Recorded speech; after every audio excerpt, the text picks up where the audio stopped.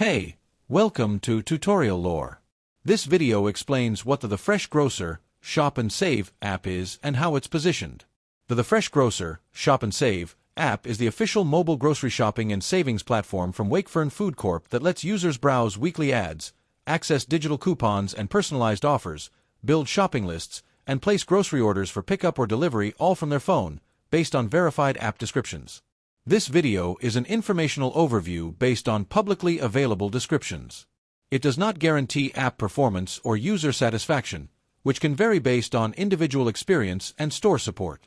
With this app, users can view the latest weekly circular and featured deals so they know what's on sale before they shop. It may allow members to load digital coupons and Fresh Grocer Rewards offers to their account so savings are automatically applied at checkout. The app may let users create and manage custom shopping lists so they're organized for trips or online orders. Users could browse products and scan barcodes to view item details and add them quickly to their cart or list. It may provide suggested recipes with ingredient lists that you can add straight to your shopping list for easy meal planning. The app may let users place online grocery orders for curbside pickup or home delivery where those services are supported by their local Fresh Grocer store.